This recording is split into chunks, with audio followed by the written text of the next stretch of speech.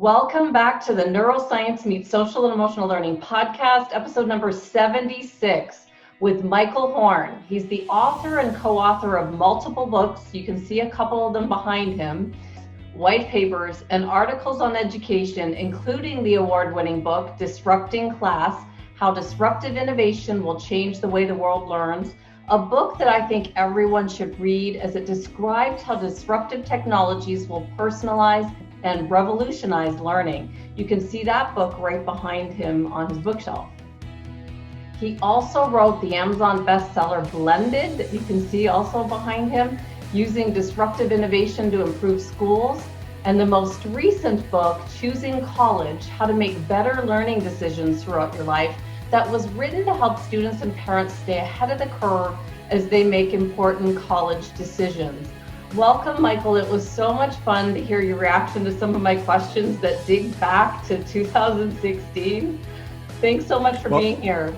Yeah, it's a delight to be with you. And it's funny how 2016, I think in ordinary times feels like a little while ago, but in today's times where every day feels like a week, right? It feels like ages ago. It sure does. It really does. Michael, I'm just going to take you back to that because I first saw you speak then. It was at the ASU GSB Summit, and it was the San Diego one. Our company was actually nominated for the McGraw-Hill Innovation Award. So that's why I wanted to look at the speakers and learn from everyone there. And I had young kids at the time, so I couldn't go to the event. I was thrilled when it was actually streaming. So I was able to take notes from here in my office and feel like I was a part of the event. And I just was laughing because the title of my notes was Aha Moments from the Eyes of a Disruptor. So I completely must have been reading Disrupting Class to have titled my notes that way. But it was from this event that I learned about disruptive ed tech companies like Class Dojo, and there was Clever and Remind, and these guys were all skyrocketing their online services within the school market. And now most people have these apps on their phones, and we should know about these apps at this point. And so I knew that this conference was one that I needed to stay connected to and learn from the speakers, with you being one of them, to stay at the forefront of education. And things really have changed since 2016, haven't they? Have they ever? I mean, gosh, who would have predicted the turmoil that we've been thrust into as a society, the pain for so many families? But I also think the silver lining, right? An opportunity to really rethink how we've done education and hopefully better serve all individuals, many of whom were not being served well before this hit. Exactly. That's what the point of disrupting is, isn't it? Is to start anew. Yeah, look, technically, right, disruption now has taken into all sorts of meanings and definitions depending on what people want to twist it to mean. But when we originally talked about the concept of disruptive innovation, we basically mean serving people who are not served by the existing system, who have gaps, who can't, because of wealth or expertise, access the existing offerings that are there. And if you look at the level of the classroom in American education, so many millions of students, largely because of their background, where they live, their wealth, if they're in a rural environment, for example, they are disconnected from so much opportunity. And it actually creates a lot of opportunity for disruptive innovation to really radically transform the American education system. Definitely. Now, I'm just curious what's happening with that conference now. I haven't been following it as closely. They're doing a lot of online stuff still. Are you still connected? I am still connected. I was going to speak there this past April. It got canceled, and they did a remote version where they did every week. They brought a couple panels, and I participated in one of them, which was as fun as anything could be on virtual. And they're looking to do more in the fall, I know, and we'll certainly have to continue rescheduling, obviously, the conference. But they're doing their best right now to continue to connect people, I think, and they're doing a good job of it even in these times. Oh, absolutely. I was blown away by what I saw back then, and it just made me think. I've been following you ever since then. And when you sent out an email, it actually had the subject matter of why developing character in schools matters. And it was at that point that I thought it's time that I just reach out to you. And I didn't even know at the time that you had a podcast that it makes sense for me to share that with everyone here. It's the same audience, the same mission, I think, is just to educate people on what we can do differently during these times and have a positive angle on it. Yeah, no, I think that's right, and I was glad you did reach out, because that e-blast I sent out obviously was about that podcast, Class Disrupted, and the importance of not just thinking about schools narrowly, right, as just developing academic proficiencies and things like that, but thinking about the whole child, and the importance of character and social emotional learning and habits of success as well as you consider that development. Absolutely. Well, Michael, I have so many questions because I know your background goes is K-12 as well as the higher ed market. So I'm going to kind of mix up some of the questions. But Sure. when I found that podcast, Class Disrupted, that you started when the coronavirus pandemic disrupted education and changed everything that we as parents, teachers, and workers know about what it means to go to school, I listened to some of the episodes and I just loved it. My favorite one was the one that you said, why can't SalCon just teach everyone? And seriously, because doing some of these homeschooling math lessons, I go to my phone and I look up something and there's SalCon. I'm like, can't I just put SalCon? That just really made me laugh. But can you give an overview of your podcast with your visions? Listeners can just go check it out and stay connected to your content. Yeah. Yeah, absolutely. I mean, the basic premise was that, as you said, class and schools have totally changed right now.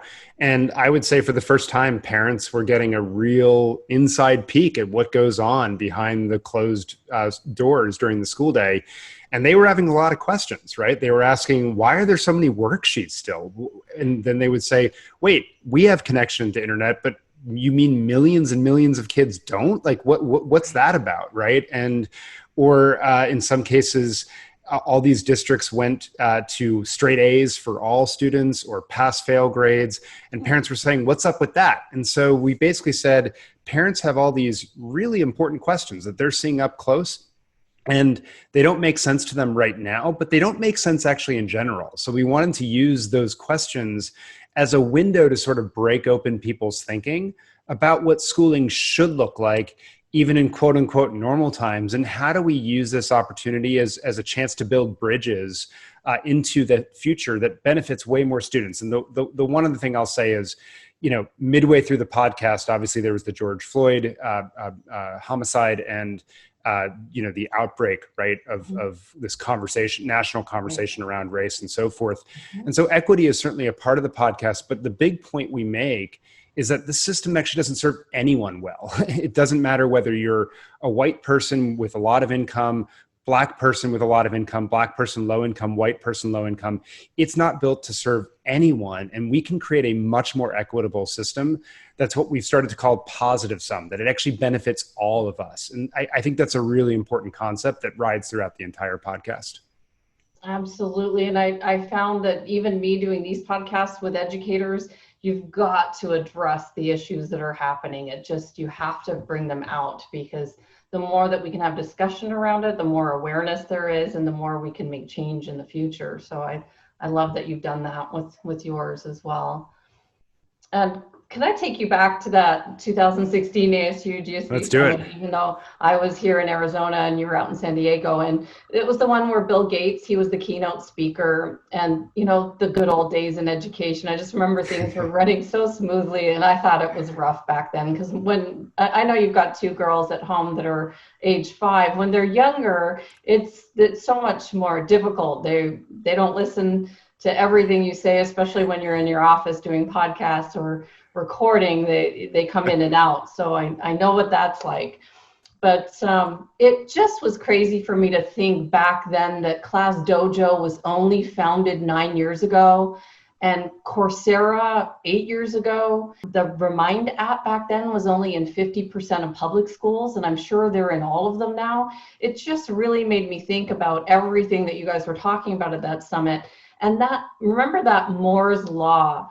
Gordon Moore, the Intel co-founder, he created this law where he talked about computing power will double every 2 years. So what advice would you have for schools, teachers, or parents that we're not ready for this wave of online education, this doubling of technology that we seem to be having to get used to really fast now? Yeah, I think I'd say two things. I mean, one, just to point out the obvious, those districts that had experience with technology and had purposely used it before did better, right, in the shift to remote learning than those districts who had comparatively less expertise and experience with technological tools, one-to-one devices, and the like. The second thing I would say, though, for educators who are now trying to figure out what to do, the big headline is technology is a tool, and it's just that, it's a tool, and tools are terrible masters, but they're wonderful servants. And so the key is you need to understand, what are the sets of experiences I'm trying to create for my students? What are the objectives and goals that I have of them, of an individual lesson, of the arc of a week, a month, a year? And how do I harness these tools to create those really robust experiences? And it's almost never going to be replicating the classroom as it was, because the classroom as it was not a particularly great teaching and learning experience for either the teachers or the students, frankly. And so how do you use it, starting with these first principles of what am I trying to accomplish, to plug in the technology really as your tools to figure out what do you want to accomplish with your students, and honestly, enable your students to drive a lot of that learning too. I often think of public education as this like giant ship, and we told the 3.5 million teachers, just, row harder, right? You all have an oar, row harder. Well, what would happen if we gave each of the kids an oar as well and allowed them to row? And technology affords students a lot more opportunity to take ownership and control over the time, place, path, pace that they're learning. And that's an unbelievable force multiplier for a teacher and an administrator crafting these solutions. So those are the big messages that I'd encourage people to think about as technology comes in. Last thing I'll say, you don't need to reinvent the wheel. Just because you're moving to technology or online learning doesn't mean you have to create the lesson or move your lesson over to an online medium. There are so many good organizations, companies, nonprofits, and the like that have teams of teachers and instructional designers and researchers that have been working together. I mean, yes, to your point, it's only 8-9 years, but it's still 8-9 years of experience creating really robust applications that you obviously are extremely familiar with. Like, use those, right? And think of teaching as a team sport, not an individual endeavor. Absolutely. And I also came from Pearson Digital. We had Pearson, a whole division of Pearson Education that was online tools. And this is about 2009 that I was there. And that division went under because some of the products went in and did well in the schools, but it just didn't seem that it was the right time. And I just wish that division was there now, because we were saying all these things back then, individualized learning for each student, and just make sure that the students sit there and they don't have to be an hour or 2 hours online, just a little bit of learning a day. How much, I'm just curious, do you put your girls on a computer? It's a How great long question. do you be learning? Yeah, it's a great question. It's shifted, I will tell you, during this moment. But typically, we let them have they each have their own Amazon Kindle Fire, Right. and they basically can get on it 2 to 3 times a week for, I don't know, 30-40 minutes at max, where they typically are doing Khan Academy Kids or something like that. And I will say the coolest thing about that app hasn't been the math learning or anything like that they've gotten from it, but more the opportunity for them to create through it has been really neat to see their expression through the app. So that's been a large part of it. And then what we'll do is we'll tend to watch some videos together where on Tuesday, for example, that's my day with the kids, where we were looking at the origins of the Roman Empire, because they had been reading a book that had all these references to Rome, and they were like, what is this thing? So we watched 3 or 4 5-minute videos, right?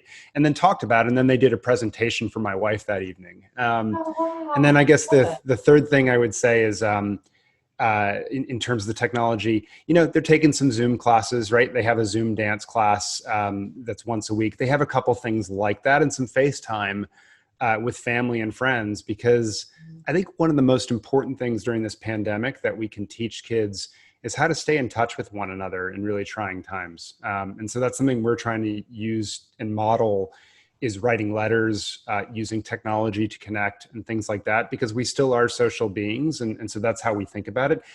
To your point, it's not a lot of technology usage, but we're trying to be really intentional about it.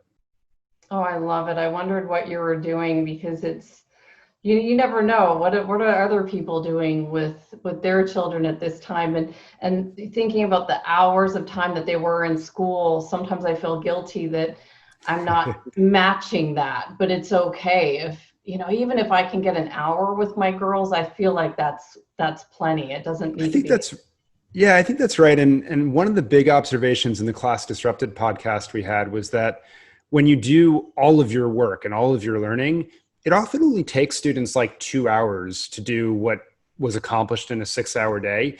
And I guess I think you realize that the bang for the buck, if you will, you spending an hour with your kids, right, actually is probably like 3 or 4 hours in school time. And just the leverage there, I think, because of the individual attention, the conversation, the active learning experience that it is when we were watching the Rome videos, we were literally pausing every 20 seconds to talk about something, right? Like this was not a sit and deliver sort of me get excited about the 3 videos I'd found, right? It was like a very interactive experience. And the research is so clear that passive learning doesn't produce outcomes, active learning does. And so I suspect when parents, if you spend an hour or so and then give your kids a lot of free time to do what they want to do, that's actually really productive.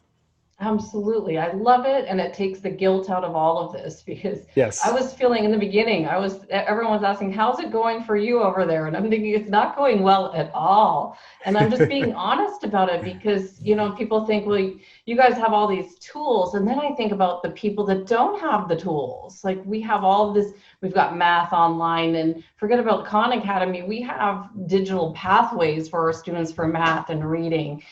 And still, I thought I could have been doing a better job with them with a teaching background and just time. It just each day, suddenly the day's over and you think, oh, we've missed something. But just to take the pressure off, it's okay.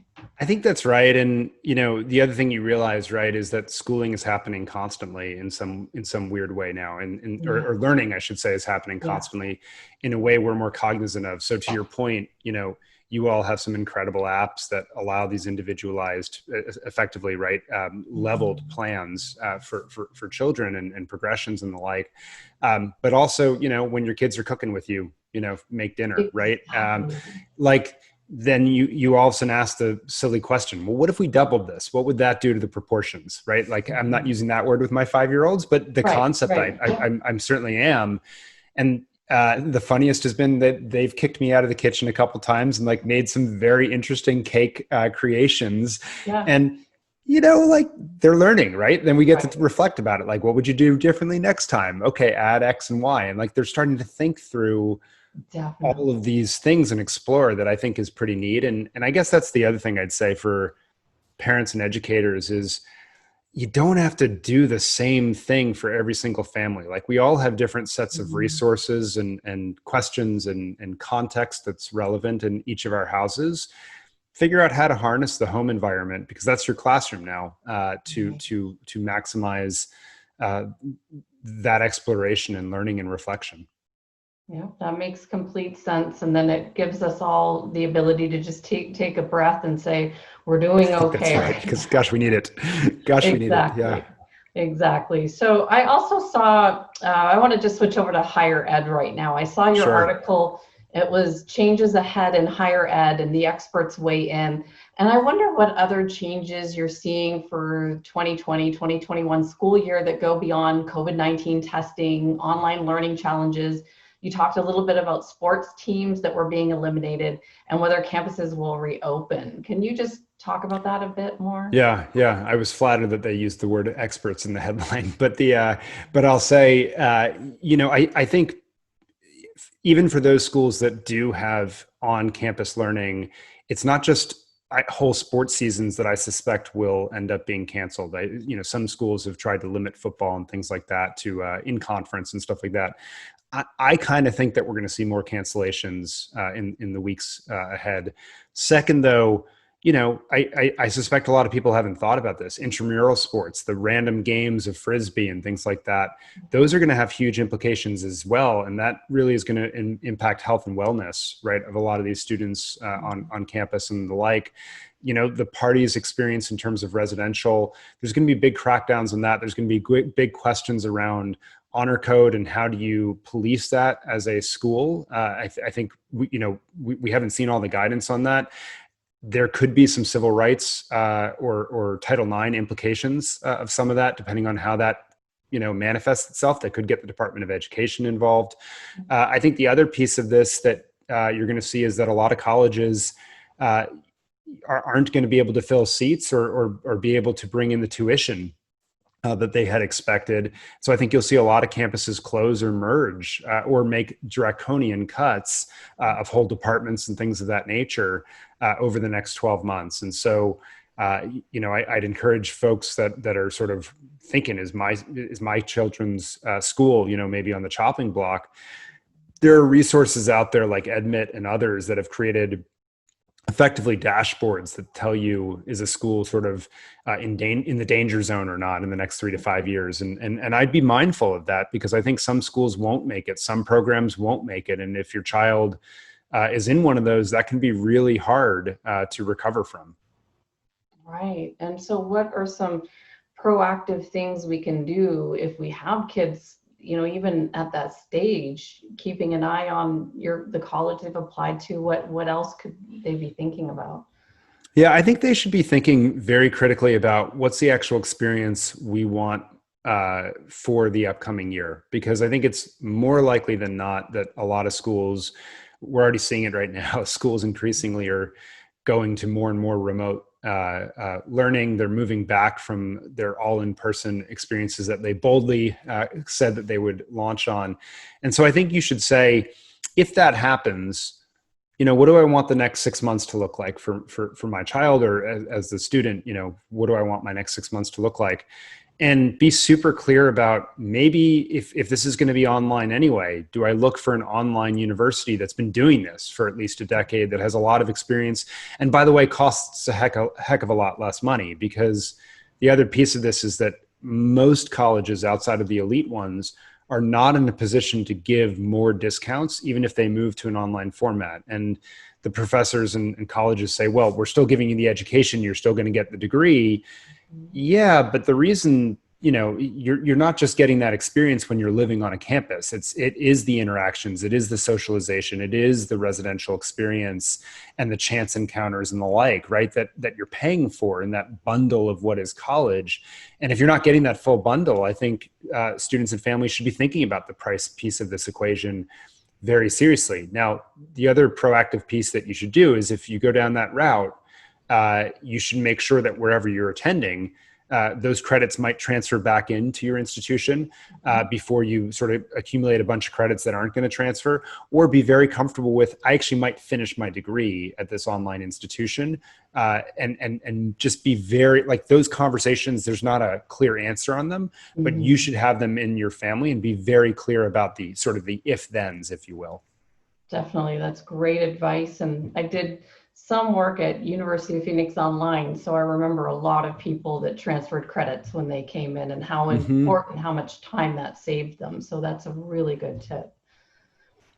So on this podcast, Michael, we do focus on the social emotional competencies. That's the main part. That's why we call it Neuroscience Meets SEL.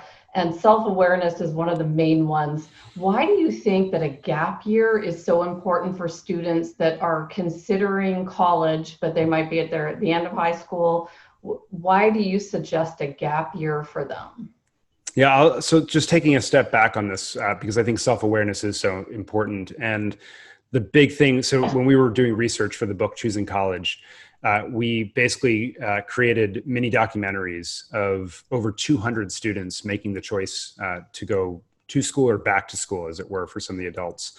And in the course of that, we realized that the sets of motivations that were spurring them to go was often sort of hidden from their own view. Like, they weren't really aware of what the influences and their whys for going. And in particular, a huge number of students were going for reasons just to do what others expected of them or to get away from a bad situation, but not for the intrinsic reason of what the college itself would help them do. And when you went for those extrinsic reasons to get away from something or do what someone else expected of you, whether that was your parents, teacher, peers, sort of society writ large, the outcomes were horrendous. 74% of students dropping out and transferring if you went to do what was expected of you, for example. And the big aha we had was that students really in high school are not, they do not have the time, space, and activities to learn about who they are, to learn about what are the passions that I want to build, how do I want to contribute to the world, how can I contribute to the world, what's my purpose? And that can be an erudite term for a 17 or 18-year-old, but appropriate for that age span. What are the potential pathways? What are the careers out there? One of the other things we've seen is that before the pandemic, it was the lowest teen participation rate in the workforce in our nation's history, both in summer and year round. So teens weren't even like working and and understanding what a job meant, let alone what are the different pathways out there and so forth.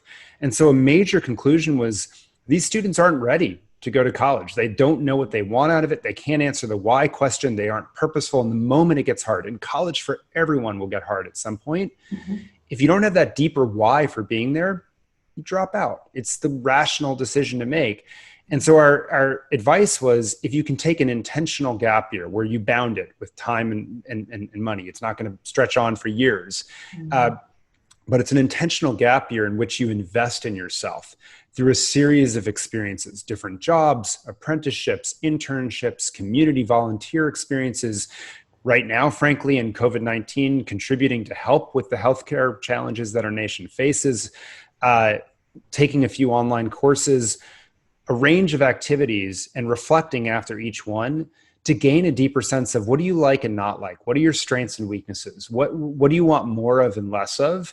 And clarify that passion and purpose question so that you can then move into an experience of more education driven by that understanding and really come in raring to go and roaring because you're very clear about your intention and that self-awareness is extremely high. And the statistics are pretty clear that when students come back from a gap year into school, they do better adjusted for all the demographic and test and grade data that you can imagine. They do better. The question is, how do we extend that experience to more students in a way that makes sure that they then do go back and get more education? And so that's become a major thrust of my interest since the book came out. But it was just so clear to us that so many more individuals would benefit from this gap year to learn who they are. Oh, it makes total sense. I think of all the job experiences that I had that say, don't like that job, not going to do that one again. Yeah. And you get it before, so you get this experience beforehand. It just makes complete sense. And it's such a big jump, I think, from high school. I just remember myself thinking, well, I'm just going to do what I think I'm supposed to do, but I don't really know. That's not a great decision-making strategy. Why did I choose the university that I did? And it was because that's what I think I'm supposed to do. Yeah. And look, I mean, so many do that, right? And they can identify it in themselves, right, as well, because you're just sort of blindly following it. And it's not that maybe if you completed and did well, and you'd say you didn't appreciate the experience in retrospect, but so many, 3/4 again of students did not have that outcome. And I think there's a way to avoid it by building that intentionality. Now, the other thing I would say is I think educators could do a much better job in high school and middle school as well of building these opportunities and pathways for students to learn what's out there and learn about themselves and build that self-awareness as well. I think, if there's a missing part of the book, I think it's that, which is that there's this whole redesign opportunity for our K-12 schools to build that in students as well. Absolutely. Well, is there anything that you think we've missed, Michael, that is important to this topic, do you think? Yeah, I appreciate you asking the open-ended question. I think, and it goes to some of the questions that you're thinking about more broadly in terms of character and habits of success and social emotional development, which is, in addition to self-awareness, as you go out on a gap year type experience, or you build intentionality, you also build a lot of executive function skills and ability to goal set, to plan for how to reach that goal, and then to step back afterwards and reflect and figure out, the more of less of question, if you will, right? And so really intentionally having mentors and baking that in a way that is equitable and everyone gets that experience, I think is so important. And I've been for those that are not aware, I've been so struck by how many curated gap year programs with this very charge have arisen in recent years. Global Citizen Year, Year On, Kaplan's Boost Year. There's so many of these that have risen up. And so there really is a lot of opportunity now to invest in this. And not just during COVID, I think in ordinary times as well. And it doesn't just mean sort of travel abroad and backpack around Europe aimlessly, right? It's deep intention, and it's a huge opportunity, I think. I think it's a smart strategy. I love it. And I wish that I had done that. I would have saved some time for sure. Well, Michael, I want to thank you so much for the time that you've taken to be on this podcast and share your vision for education in these times. If people want to learn more about you, they can go to michaelbhorn.com and follow you on Twitter at michaelbhorn, or just find you on LinkedIn. You're all over the place and you can read your stuff. And thank you so much for sharing your vision. I appreciate your time. Well, thank you so much for hosting this important conversation through now, what was it, 76 podcasts you said you've done so far? That's incredible. Yeah, thank you. You're number 76. My vision was 100. I really just started this whole thing just, for a whim, and I had no idea it was going to become this exciting. Well, that's awesome. Thanks so much.